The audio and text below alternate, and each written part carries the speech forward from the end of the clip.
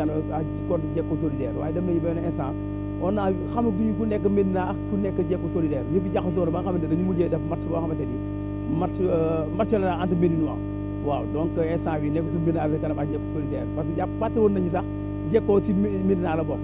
waaw léegi appréciation bi c'est simple c'est vraiment une grande joie parce que y a des personnes yoo xam ne depuis des années on les a pas vus tey on les voit ceux qui ont eu à faire vraiment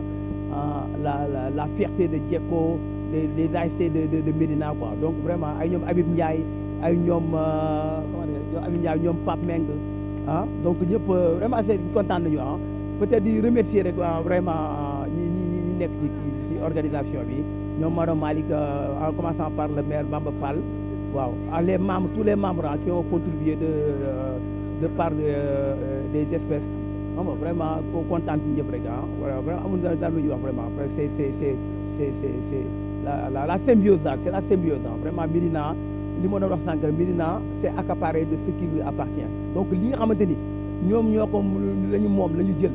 imaginez waa Médina ñoom ñoo daje fii maire Médina jàpp ci les caméramans de la Médina jàpp ci les chaînes de la Médina jàpp ci donc c'est la Médina qui vient même non pas ailleurs mais qui vient au niveau du stade mythique de la Médina pour jouer donc c'est extraordinaire quoi donc tey Médina jël na li mu moom ak na li mu moom donc Médina jël na li mu moom donc c'est à la limite ça c'est ordinaire on considère que c'est extraordinaire mais c'est tellement ordinaire parce que li mu nekk yëpp Médina la oui.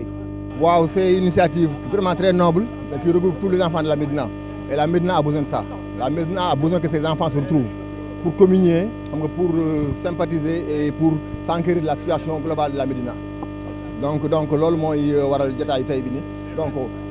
alibi bi c'est un match de football mais l'objectif c'est que les enfants de la Médina se retrouvent, que la société civile Médina se retrouve pour au moins que la politique ne divise plus, puisque les divergences sociales ne divisent plus, maintenant pour que tous les fils de la Médina se sentent unis et réunis. C'est extraordinaire. Am na ñeneen ñi des ñu war a ñëw sax parce que gis naa fi ay grands yoo xam ne vraiment lii rek moo la mën a indi terrain bi lii rek moo la mën a indi si match yi parce que xam nañ seen ay rakk seen ay jarbaat la ñu fekk te loolu la Médina soxla rakk topp mag doom topp bàyyi xam nga des enfants des petits enfants ñëpp se retrouvent pour que la Médina soit unie pour que la Médina soit fédérée pour que les problèmes de la Médina puissent être résolus ensemble si wolof mooy que Médina doomu Médina yëpp daje ba nga xamante ne lépp lu soxal Médina ñun ñëpp ñu àndoo yëkkatindoo tegandoo loolu moo waral tey jii match football bi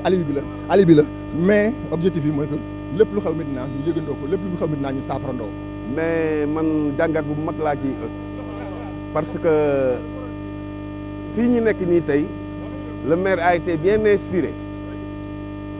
mu tuddee ko As Diack parce que man il faut ma delluwaat ci gannaaw tuuti parce que As Diack bi ñu ko tuddee fii terrain bii ñii fi nekk nii fi mu nekk nii di football.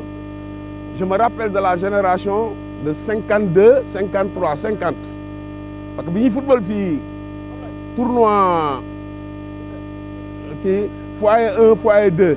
Espoir Dakar 1 Espoir Dakar 2 c'était avant 68. te loolu As Diack moo fi nekkoon te xam gis naa grand yooyu nga xam ne sa première équipe actuellement ils sont dans les 70 ans au plus. ñooñu ngi fii ak génération bi ci topp yëpp As Diack moo leen formé donc man ki may njëkk a rendre hommage mooy As Diack dellu si nag ci lu mel nii lii Médina ku ko xam ne lii yàgg na fi vraiment ñi ngi rafetlu surtout Maodo Ba li mu def nii indi fi mag ñëpp ak toutes les générations ñu ñëw fii pour communier c'est une chose boo xam ne c'est extraordinaire bien que Médina bari na ñoo xam ne dëkkatuñu fi mais tout le temps ñi ngi sentir que ni waa Médina lañ donc di ñëw pour communier ak ñi fi nekk man daal li may gën a rendre hommage mooy As Diack moom daal laay rendre hommage pour cette journée là parce que lii yëpp ñu nekk fii formé na leen merci. vraiment retrouvaille bi tey moom dama ci kontaan parce que li ma gis mooy hormis li Bassirou Diagne wax effectivement c'est une chose qui est réelle ñu ngi siy sant yàlla sunu borom xam ne la retrouvaille là permettre na au moins tous les anciens de la Médina ñoo di communier pour en faire une bonne équipe. ñu ngi leen ñaanal yàlla retrouvaille bi que ça soit pérenne. dañ am na koo xam ne il faut ñu sant ko ku ko sant mooy monsieur le maire. Il nous a offert vraiment ce bijou là pour ñu ñëpp ñu mën si exprimer wu. bi ñu ñëwee wax ko def de tout cœur dafa ñu daanu la terrain baag noonu c'est la gratuité leen ko defal wax dëgg yàlla te xam ne complexe bu mel ni ku ko def c'est pour tirer profit au niveau de la commune mais ñun def ñu wax daane c'est une gratuité pour vous au passage donc ñu koy sant di koy remercier di kontaan sur la retrouvaille là cette retrouvaille là c'est la retrouvaille d'une grande famille de tous les Médinois sans distinction amul mag amul xale amul ndaw di ci bëgg trop tey boo xoolee fii effectivement ci terrain bi fii yëpp ay mag fi nekk ñii ay doom lañu ñii ay rakk lañu bu ñu toogee ne ba ñëw incha allah ñëw fii ñun ñëpp regroupé wu ça c'est une très bonne chose vraiment duñ def lu sant yàlla suñu borom. retrouvaille bi chaque année bu ñu koy def salaamaaleykum maa ngi nuyu nit ki mag ak ndaw xale ak ñi fi nekk ñëpp maa ngi ziare ñëpp di nuyu ñëpp. retrouvaille bi chaque année ñu def ko par 2 mois lañ ko doon def mais feebar moo taxoon defuñu ko woon mais ay at ngi defuñu moo tax ren ñu bëgg encore plus waat moo tax ñu yokkaat si Médina sa kanam moo tax ñu yokk si waa Gueule Tapée waa Médina ñëpp la ñu invité na Jekko Solidaire bi mooy 8e fois bi mu koy def 8e fois am na ñoo xam ne ñooñu daan jàppale ñooñu peut-être yàlla gisantewula ñoom ñu jàppale mais monsieur le maire moom moo ñu jox terrain bi jox ñu booleeg nag daf ñu booleeg enveloppe waxtaan wax dëgg sa la ndax jox nañu enveloppe boole si maintenant lu jëm Jekko Solidaire moom la ñu bëgg ñu jàppal ñu moo tax ñoom ñëpp ñu sacrifié ku nekk di si def sa loxo moo tax retrouvaille bi bu ma gisee ñëpp ñëw lii ñu doon ñaan yàlla quoi Jekko Solidaire maintenant ñëpp dajaloo fi mag ñeeg xale ñëpp âge n'importe âge mu ngi fi waaw ñëpp a ngi si ñëpp a ngi fi quoi ñuy sant yàlla nag ñun ñaan man damay ñaan toujours su may def benn affaire bu réussir ñëpp kontaan loolu laay ñaan yàlla su ma essuyé rek du ma neex moo tax mooy dugg si ma affaire dama si dem ba mu jeex tàkk mais maa ngi sant ñëpp di gërëm ñëpp di gërëm nag monsieur le maire tamit waaw waxtaan wax dëgg sa la mooy yenn ay ñu bokk doomu Jekkoo yi ku nekk dina joxe sa juróomi dërëm ñaar dërëm ñu boole ñëpp kenn du xam kan moo joxe ndax man je ne suis pas d'accord ñuy wax diwoo joxe juróomi dërëm wala diwoo joxe ni lu kenn joxe sa joxel na ñëpp man noonu laay vivre sama àdduna du ma wax diw moo ma jox dañuy dem ba pare ay maires yi ak ñoo xam ne bonne volonté yoo xam ne dañuy yëkkat seen xaalis jox ma man dajale lépp ñu def li ñuy def si la ñuy toggee añ si la ñuy yendu soo ba ngoon toog waxtaan mbirum Médina ak mbirum Jekkoo ndax affaire bi yàgg na trop jëkkoon nañ ko fi def am xaalis boo xam ne si jàkk ji sax lañ ko doon dañu bëggoon jox xaalis ñu bañ ñu dugal ko si jàkk ji pour yooyu yëpp pour Jekkoo loolu la bu kii moo tax ñu yokk si waa Médina yëpp dañu bëgg chaque 2 mois 3 mois ñu woote waat ñëpp fekkee ko encore moom lañu ñaan yàlla quoi suñu borom. dama koy rafetlu parce que moom laa wax Maodo toujours Maodo c'est un grand ami man ak moom yàgg nañu mais bi ma waxee initiative bi dama ko saluer parce que nee naa ko ni situation bi demee sax mënoon nañ koo gën a élargir mais li Olof Ndiaye di wax ne wàññi boo gis benn lay commencé nii la commencé tey mais prochaine fois dinañ si ajouter randonnée pour pouvoir permettre beaucoup de gens mën a participer surtout les gens de la quartier de Médina parce que lii moom ça fait que fédéré quoi sport moom loolu rek day tax quartier bi jubóo te bu boobaa incha allah pour l'année prochaine bu ñu koy organiser man dina apporter sama soutien côté l'aspect environnement concernant randonnée bi man maa ngi koy gérer et puis bu boobaa on va taper toutes les portes de la Médina ñëppay génn ñu def une grande mobilisation def une grande randonnée pour la prochaine fois mais lii c'est une bonne initiative bu rafet la man lii dama ko rafet moo tax bi ma woowee honnêtement dama ni woon il faut que vraiment ma ñëw teew parce que parcours engagement bi ma jël loolu rek moo tax teelu ma ñëw mais bu doon suma sago damay nekk du début au fin damay ñaan yàlla rek initiative bi yàlla gën si def barke vraiment di ñaan yàlla daal Médina c'est kanam quoi man daal je suis à la Médina. non contentement bu mag laa am Malick wallahi azim fu mu nekk nii dama sama xol dafa sedd mënu ma wax sax yàlla xam na ko parce que am na ñeneen ñuy ñëw sax am na ñeneen ñu ñëw ci ginnaaw mais boo wootee xam nga gars yi kenn mënu leen loué mais boo wootee ñëw rek nga xam ne macha allah am na fu ñu la teg waaw moo tax tey moom dama kontaan trop yàlla xam na ko dama kontaan ba sama biir xol macha allah. waaw maintenant ca kanam benn dimanche laa toog ak samay grand Alaaji Modi kooku du ma ko fàtte ay ñoom Atoumane ak Ablaye Niang ak yeneen gars yi waa Jekkoo ma jël benn fourneau mais gars yi comme dimanche defuñu dara da leen teg baraade bi ñu attaaye macha allah affaire bi di màgg gars yi di ñëw muy gën a yaatu léegi nag macha allah ma dem ba si biir ne non léegi maintenant ca kanam laa koy wax parce que maintenant du Jekkoo rek waaw incha allah maintenant fépp la moo tax ñëpp laay woo bàyyiwuma kenn mais mais ñu ngi kontaan ci maire Médina macha allah moom dugal na ci loxo bu baax ak autorités yi nekk Médina yëpp ak waa Jekko ak li ko wër ñëpp dugal nañ seen loxo ñu ngi bég ci ñëpp Malick kontaan nañ ci waa Médina ak li ko wër ñëpp ñëw nañ mais des na deuxième partie incha allah. waaw waa diaspora bi da ngay gis benn waay bu dëkk Médina 10 ans ñëwul Médina mais su ma ko wonee Malick Ba xol bi day sedd moon ko Iba Diagne xol bi sedd moon ko Mouhamed Diagne tonton Juga xol bi day sedd parce que 10 ans gisuñu leen loolu moo waral mu lëkkaloo ak waa diaspora bi waaw parce que ñoom tout le temps man dañ may suivre waaw man du ma leen bàyyi ginnaaw chaque jour maa ngi dox seen disposition pour ñu kontaan Médina ak li ko wër banlieue bi dëkkoon Médina ñu dëkkoon Médina ñëpp nekk ci xol yi woo naa ñëpp waaye bàyyiwuma kenn di kontaan ci ñëpp di kontaan ci maître Diagne waaw macha allah. waaw saa su ne wallaahi ñu koy wax dem rek def nañ benn set setal avant match bi pour xamal waa Médina même boo dëkkee ci koñ bi wool xale yi ngeen commencé en attendant ba leneen di leen ci fekk bul xaar kii wala kee pour defar sa koñ yow mi dëkk Médina boo dëkkee sa koñ da ngay dajale waa koñ bi ngeen defar koñ bi ba ku leen gis sawar na jàppale leen ngeen defar koñ bi waaw mais bu leen wékk lépp ci kii wala ci kee yéen ñi dëkk ci koñ bi dafa màggee fa yaroo fa da ngeen di jóg ngeen takku defar koñ bi wala ko defee rek macha allah ku leen gis day bëgg a def ni yéen waaw incha allah waaw. d'ailleurs sax waa Médina ca kanam dañu am benn projet boo xamante ni mooy chaque mois dañuy ciblé benn koñ wala ñaari koñ. waaw incha allah yoo xamante ni dañuy dem fekk waa koñ bi wax ak ñoom. ñoom ils viennent avec l'arsenal xam nga ak seen benn genre groupe. benn collaborateur bu tudd waaw kii. Camara Bakary Camara mi ngi dëkk Rue 7 angle 6. waaw waa ju baax macha allah. donc chaque mois bu baax ngi noonu waaw. donc chaque mois dañuy dem ci koñ bi convaincre waxtaan ak waa koñ bi. après def benn genre set-setal donc ils le font 12 mois ci quartier bi y aura du mieux parce que xam nañu problème c'est Médina c'est le problème du chômage et le problème de l'insalubrité autant ñi ku nekk da nga doon toog sa buntu kër di naan ataay mais léegi ñu bëri mënatuñu ko à cause de la saleté donc il y a un grand effort à faire pour toute la Médina waaw mooy affaire saleté boobu waaw vraiment dañ ci xeex Médina ca kanam diaspora bi maa ngi nuyu nag waaw man déjà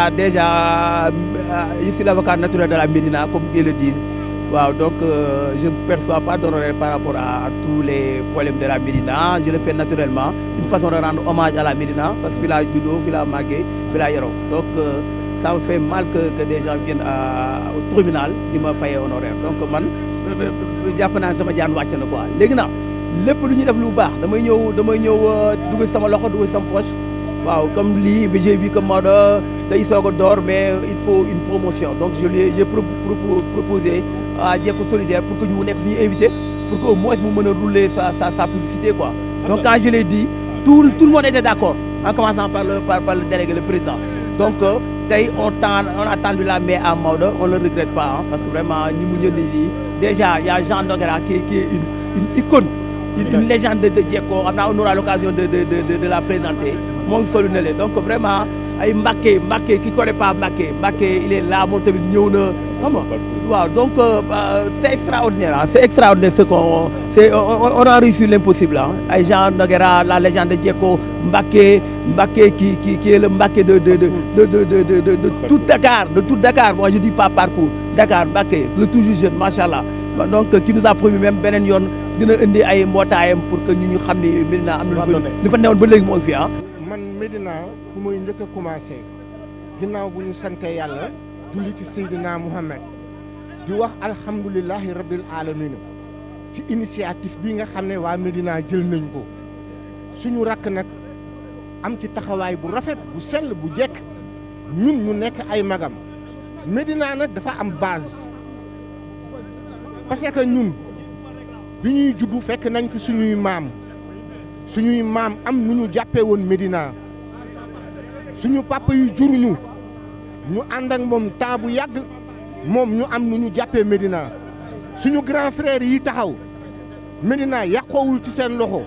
ñun ñu topp ci ñoom Médina yàqoowul suñu loxo lu ma bëgg ci Médina nag mooy 3e génération bi ñoom ñooy Médina ndax mag xel liggéey xale Médina ñi nga xamante ne ñoom ñoo topp ci ñun ñoom ñoo yor relève bi parce que suñuy mag yàquñu ko ñun yàquñu ko suñu papa yi yàquñu ko kon ñi topp ci ñun nañu góorgóorlu parce que ñi topp ci ñun nag ñi topp ci ñoom ñooy problème bi problème mu Médina nag léegi loolu la ñi topp ci ñun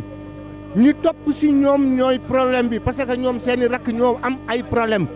ñoom ñoo war a lijjanti situation Médina. bon Malick yow nag vraiment dañ lay sant gërëm la parce que sa grand frère lañu fii nga juddoo ci suñu loxo yaru ci suñu loxo màgg ci suñu loxo et puis tamit nag sonn ci ñun trop quoi sonn ci ñun sonn ci Médina bi vraiment kon ñu ngi leen di remercier bu baax a baax a baax a baax. waa retrouvaille bu baax la man daanaka bi ma gëjee football si école bi daanaka booy xool ëpp na ay 7 ans tey ma am retrouvaille bi ngëneel la si man ndax booy xool man maa ngi liggéey si wàllu mbal bi aw ma jot tey su ma demee ba am jot retrouvaille gaañ maanaam mbégte la mbégte di ñaan rek su ma defee di continuer su ma defee sama ancien gars ñoom Jean Nogueira kii ñoo doon footballandoo xam nga moom tey gëj naa ko gis depuis longtemps yàgg na ëpp na ay 10 ans tey ñu retrouvaille tey maanaam mbégte la si fierté Médina yëpp du jekkoo du demes du jàppoo Médina yëpp la kon fierté la muy ba xandaal ba fu mu nekk fierté la kon lii maan dafa war a sax dak saa su nekk ñu koy def bu ñu jëlee benn mois bi premier dimanche bu njëkk wala premier samedi bu njëkk ñu def ko def naa ne day baax si retrouvaille parce que du ñu gisante kenn amul jot ñëpp a ngi tal seen famille ak yooyu lii da siy baax su ko defee ñu mën a retrouver dans loolu la amoon ci le meilleur. waaw Malick maa ngi leen di ziar di leen sant vraiment di rafetlu seen teewaay tey c'est une fierté pour tous les membres de Jekko Solidaire et de Médina Ca Kanam. Je suis avec mon jeune frère, mon neveu Jean Nogueira, qui a beaucoup fait pour l'ASC Jekko. Mu doonoon un joueur modèle. kon tey retrouvaille la ñuy ziar ñëpp di sant ñëpp di ndokkeel ñëpp di wax ni c'est ça la Médina suñu yàlla boole ñun ñëpp tey ñu mën a retrouver wu dañuy xam ni rek war nañ ko sant suñu borom xam ni c'est une famille qui s'est retrouvée vraiment di ñaan yàlla lu mel nii mu doon continuité parce que Médina lii la ñu xam te bu ñu bëggee avancer loo Médina pour l'intérêt de la population médinoise pour l'intérêt de notre quartier il faudrait qu'on soit soudés ñëpp jàppalante liggéey la main dans la main bu ñëpp jàppee rek j'espère que ça ira vraiment c'est l'occasion aussi Malick de vous remercier ndax yéen bu ngeen fi nekkuloon dara du baax dara du mën a jàll vraiment mention spéciale à vous yàlla ñu yàlla doon surtout defal ñu jàmm defal ko toute la Médina wasalaam. Bon voilà, je suis très content de me contenter parce que ça fait à peu près 30 ans. Bon, j'ai pas remis les pieds à l'école de foot, c'est ma école de football, qui est l'école de Médina. Ça a beaucoup changé parce que lorsque on jouait ici, dafa amoon suuf. Waaw, dafa amoon suuf. Bon, donc là je trouve maa ngi fekk benn terrain synthétique. Bon, je suis content de retrouver aussi samay xarit ñoo xam ni depuis étant jeune nekk ci école de football ak Asdiak mën naa wax Jekko mooy Jaraaf donc je retrouve tout le monde et je suis très content naa trop si ma ñëwaatee sama fief quoi parce que man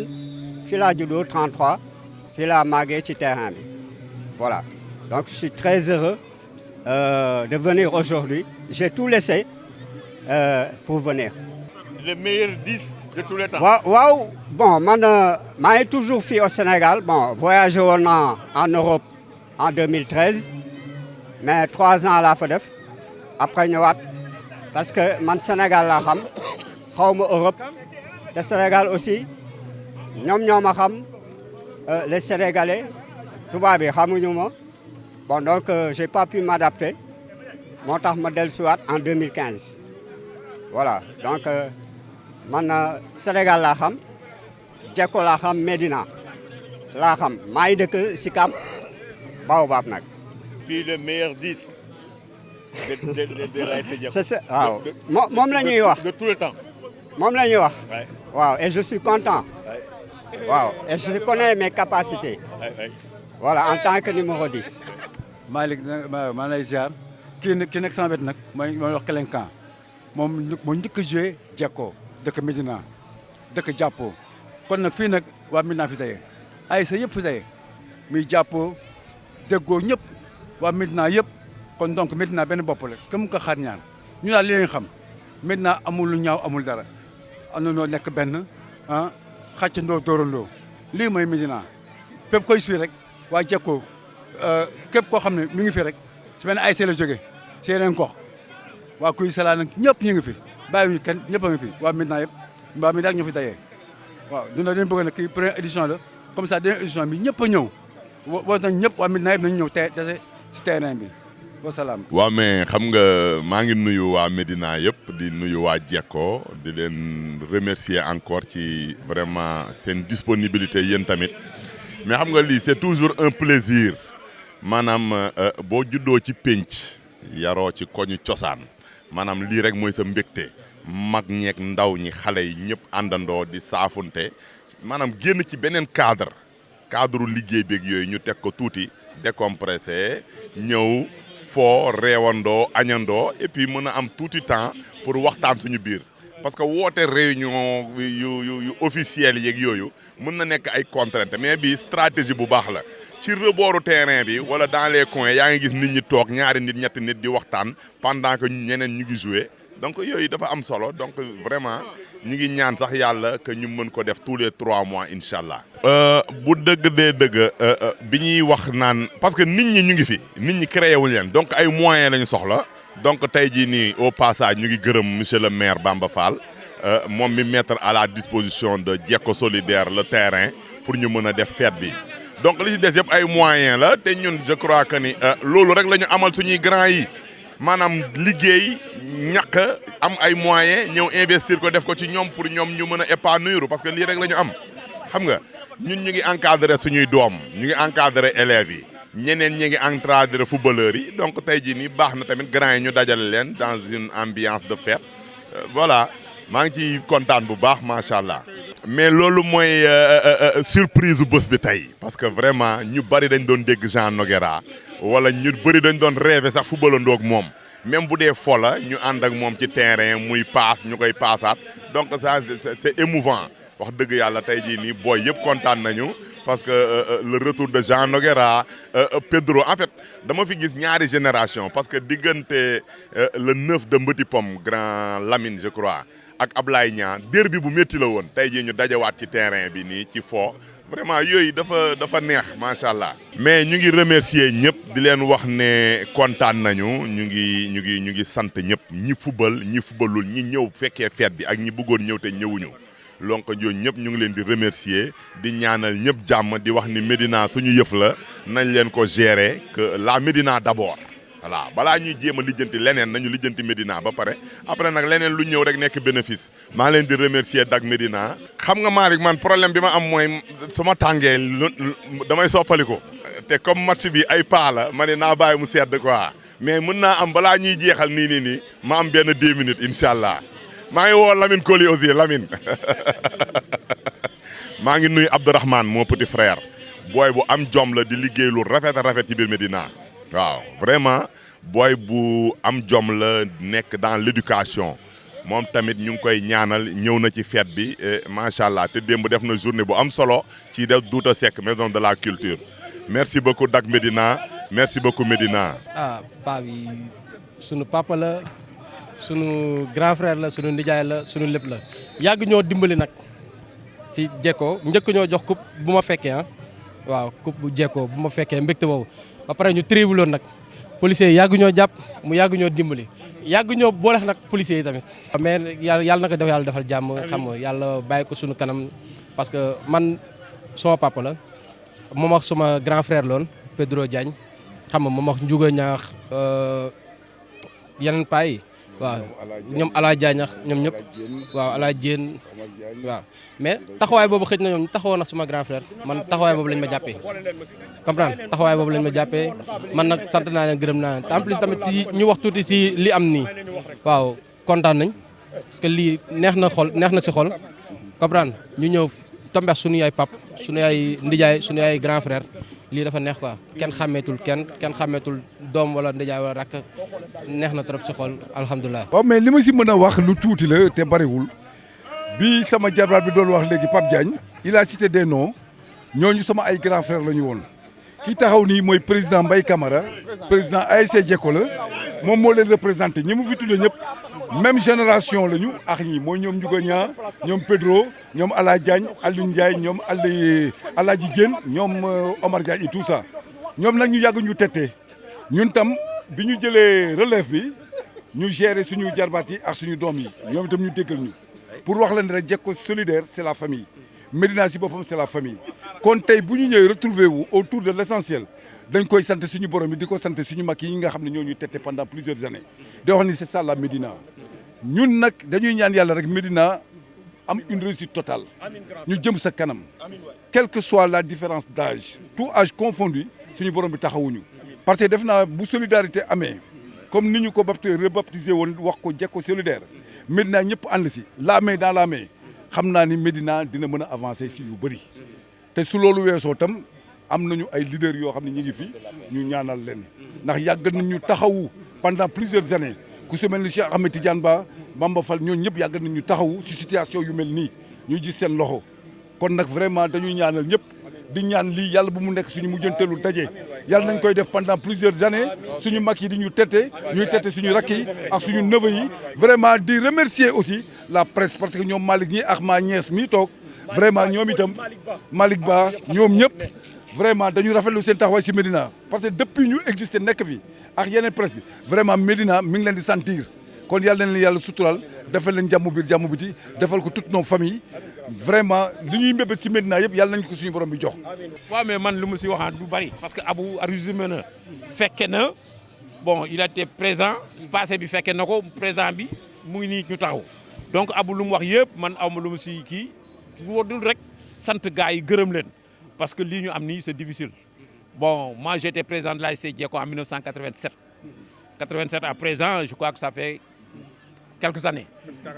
Bon donc waaw d'accord donc ñu nekk noonu ba passer le flambeau jox ko ñoom Abou Diop ñu gérer ba léegi affaire baa ngi dox je pense que vraiment c'est un sentiment de satisfaction man moo ma animé man présentement ma ñëw fekke affaire bi damay gën a sant suñu borom parce que à 75 ans je pense que vraiment ma ñëw ba laal pendant 30 minutes dama si war a sant suñu borom bu baax a baax a baax a baax donc si loolu au-delà de ça dañuy xam ne xale yi am nañ ay références am nañ ay modèles ñu ngi nii seen kanam gis nañ leen gis nañ duñ doxalee amul kenn wala lenn loo xam ne di nga ñu si dégg si loo xam ne warloo ñu si dégg donc loolu benn esprit de Jekko la ñu ngi koy cultiver ba léegi ñu ngi ñaan suñu jarbaat yi suñu doom yi vraiment ñu inspiré wu de ces exemples là. bon xam naa lu ma si wax du gudd li mooy Jekko xale day topp mag topp baay ragal yàlla bu baay juumee ñu ne ko ah pap ñu ngi sa ginnaaw xool sa doxalin comme ça mu jëm rectifier ndax ñun ñii la ñuy xool en tout cas kontaan nañ vraiment suñu xool doo fees sax mënuñu wax kii mënuñu gën a sori mais Jekko nii la c'est comme ça maintenant c'est comme ça toute génération tout âge ñoo fi daje gis nga fooree heure ñibbi jot ñu dem ñibbi amul pas amul booy amul kii ñëpp nous sommes de la même génération tey mais terew day am différence d'âge boobu dañ koy tenir en compte respect bi dafay daw considération bi dafay daw estime bi aussi dafay daw donc ñu ngi leen di gërëm di leen sant loolu laa am ma si sant. Donc vous avez posé une question pertinente dafa mel ni rek Babacar Sow fi muy terminer yow foofu nga laal xam nga avant boo dégloo président Mbaye Camara li mu wax ñun depuis des années dañu attaché woon trop d'importance à nos aînés fonk leen respecté leen di woy ci seen waaw bi ñu jëlee flambeau bi aussi ñun suñu wàllu bopp la ñu waroo muy suñu devoir on l'a fait c'est l'occasion de remercier nos neveux ak suñu rakk yi ak suñu doom yi nga xam ni ñi ngi fi ñoom itam ñi ngi nii taxaw yàquñu ci dara fi ma doon commencé di wax la sama frère ñëw Bassirou Diagne moom itam vraiment il est témoin de l'histoire kon ñun noonu la ñuy fonctionner te defe naa au niveau de Jekko nu ñuy fonctionner noonu la toute la Médina di fonctionner question bi ngay wax nag mooy nit ñi dañu tàmm di wax nag Médina ay bandi ñoo fi nekk Médina amul bandi Médina y a que des cadres des personnes responsables des personnes conscientes réfléchies ñoo xam ne dañu xam luy àddina ndax Médina boo ko doon sende en quartier boo dugg daa fa gis des hommes de valeur gis fa ñoo xam ne vraiment ils appartiennent à des familles yoo xam ne ay familles yu noble lañu kon fii lu bon amu fi dañu nekk nag ci situation boo xam ni il faut oser le dire et il faut appeler le chat par son nom problème de génération moo am je ne parle même pas au niveau de Jekko ou de la Médina mais je parle dans le cadre international ou même national foo dem gox boo dem da ngay gis des jeunes ñii di évoluer ci sens bi ñii jëm sens bële mais maintenant quand même ñi ngi maîtriser nos jeunes ñu ngi leen di jéem a canaliser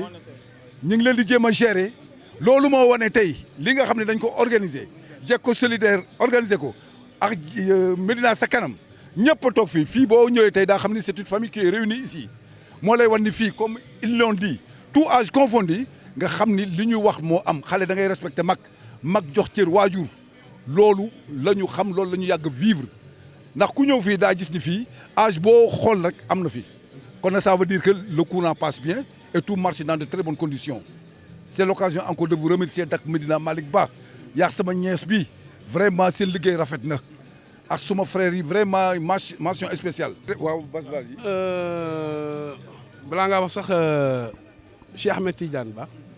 on va te parler de Ousmane Paye mi ngi dëkk fii ci avenue Blaise Diagne en rue 37 il fut ministre de la jeunesse et sport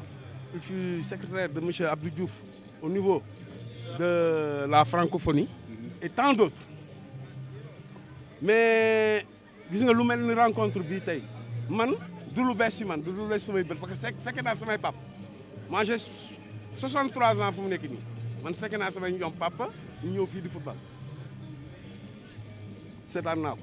mais man toujours su may wax ñun waa Médina ak waa Jekko il faut pas ñu oublier su yu mel ni amee di rendre hommage à As Mademba Diack le maire a été bien inspiré wax naa ko sànq mu tuddee terrain bi As Mademba Diack j'ai vu tout de suite Abdourahmane Ndoye Nguirène Ndiaye c'est les premiers à avoir joué pour l'école de football de As Demba Diack et ils sont nés en 52 donc des gens yoo xam ne ñi ngi am 70 ans tey ñoo nekkoon fii di football ak seen i sët donc y a au minimum 3 générations yu daje woon tey fii mais du woon waa Jekko rek waa Médina yëpp la mais pour revenir à votre question j'ai toujours prôné man gis nga excellence boobu bu ñu ko bëggee am dootul ci école yi rek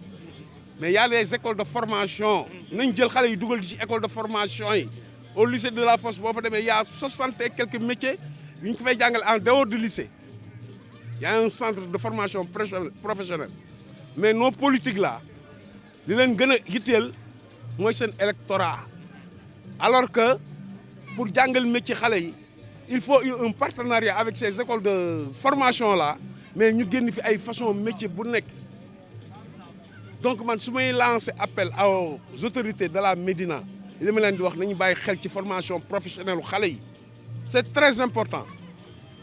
parce que boo xasee ba am métier rek am na yoo xam ne dootoo ko tal mais ñenn ñi toujours on est ancré dem université littéraire yenn kii yooyu alors que y a des métiers de l'avenir pétrole ngi génn ci dëkk bi les métiers pétroliers bu ñu leen waxee ay un soudeur boo xam ne dafay def ay soudeur homologué li muy fayee ko doo leen ko gëm donc nañu bàyyi xel ci formation yi formation yi daal man laa gëm formation professionnelle rek jërë ngeen jëf. salaamaaleykum mbokk yi maa ngi leen di sant di leen gërëm lii bu amee sutura mënul weesu lii ma toog sama kanamu ay mag sama kanamu ay kilifa ay rak peut-être ay cousin ay sët ñu defal ma cër bii sutura mënul weesu loolu nit ñi nag dañuy defe ne sutura affaire xaalis la leneen mais lii ci sutura la bokk yàlla ñu yàlla dolli sutura yàlla ñu yàlla dolli sutura yàlla ñu yàlla dolli sutura dama ne woon du ma wax ndax Iba wax na lépp ndax lii ba ñu koy sos yaakaar ñu woon ne dinañ ci am lii lan la ay mbokk yu daje ñoo xam ne ne gëj nañu gisee wala ñoo xam ne sax mosuñu gisee xamante loolu rek moo ci ne mbiru politique lalu ko leneen lalu ko ay mbokk yuy daje ñu dëkkandoo am na ci ñoo xam ne sax cosaanoo Médina mais loolu mooy l'effet recherché kon ñu ne alhamdulilah mbir dina am nga xeeb ko yàlla na bokk ci mbir yi nga xam ne moo ñu yóbbu àjjana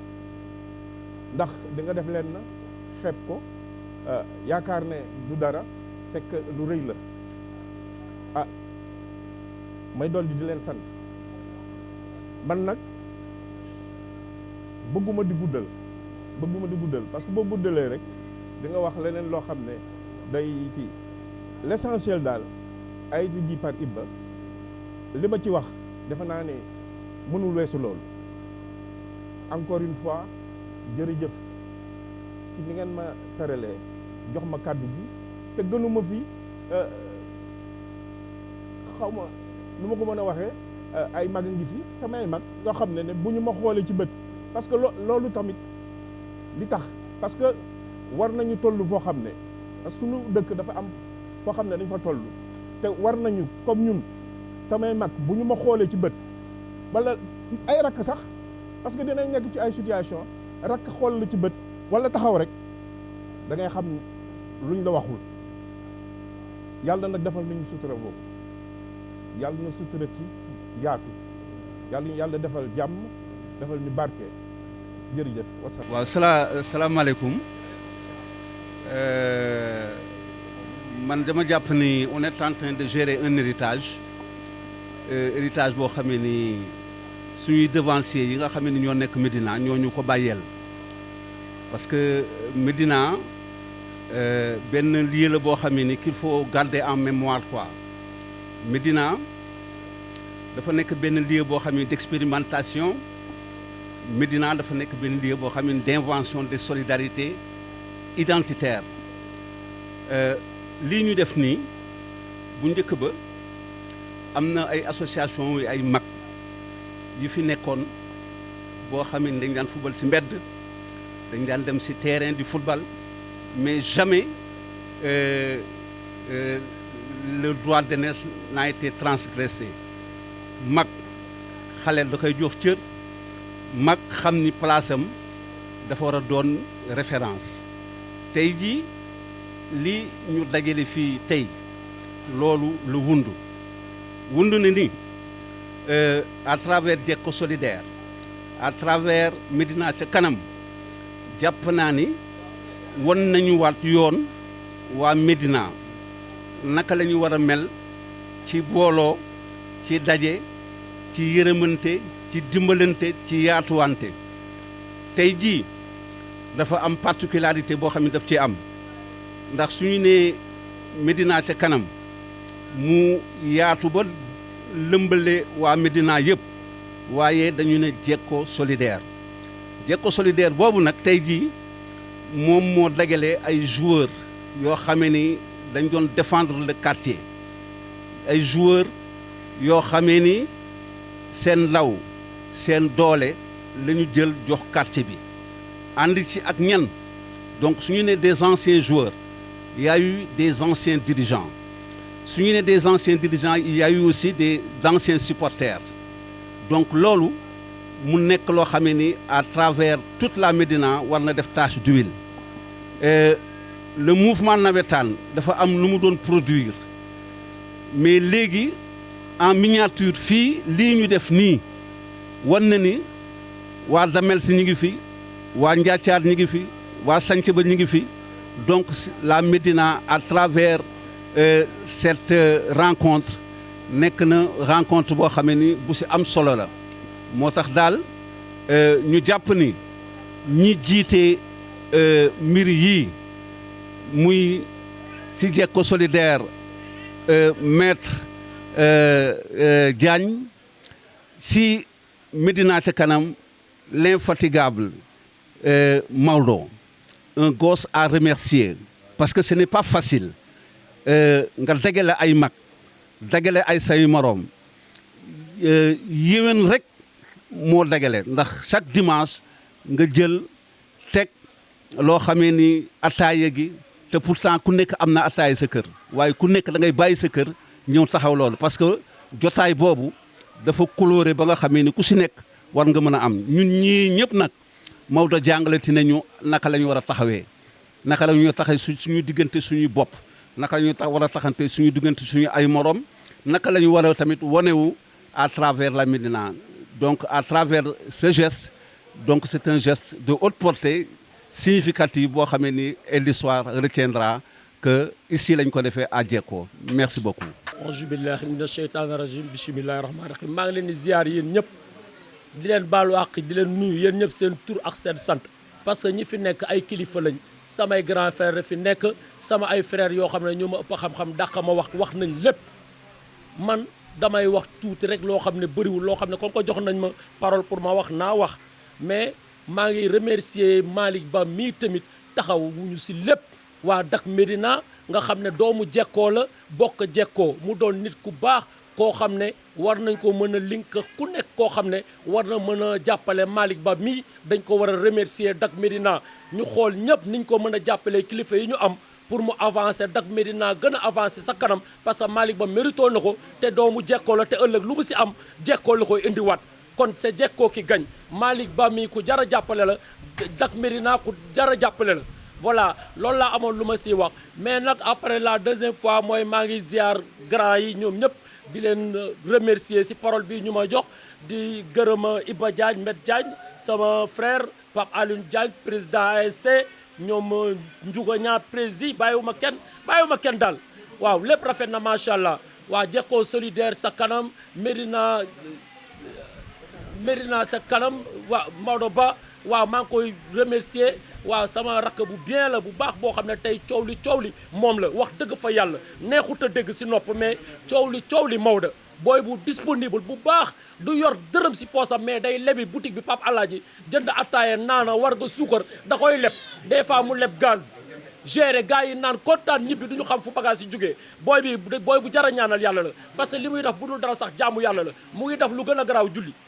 yàlla na ko yàlla lafal cat te jàppale ko may gën a remercier sama rakk tamit Iba Diagne bu ñu joxee 100000 mu dolli si 200000 pour mu gën a rafet Ndiouga tamit coaché jël dépense këram yëpp dolli ko si Ndiouga Niang moom tamit ku jar a remercier la ak ñoom grand Badou grand frère bu baax bu disponible sànq dama koy jàppale si bagage pour yéegal ko mu ne ma baax na ma woo booy pour ñu dimbali ko secondé ko parce que doole mag la léegi mu ne ma non bu ma kenn jàppale lépp maa koy defal sama bopp dàq booy yëpp si kanamu Met Diagne kon Ablaye Jigal mention spéciale Ablaye Jigal grand bu baax bu disponible moom laa bëgg ñu def ko président kii jekkoo solidaire waaw nañ ko fal tey Ablaye Jigal mérito na ko te jar na ko waaw waxoon naa ko démb nee naa ko tey lañ lay fal nañ ko fal tey Ablaye Jigal ñu ngi remercier ñëpp waaw macha allah waaw ak Chérif Diagne kontaan nañ Dak Médina ca kanam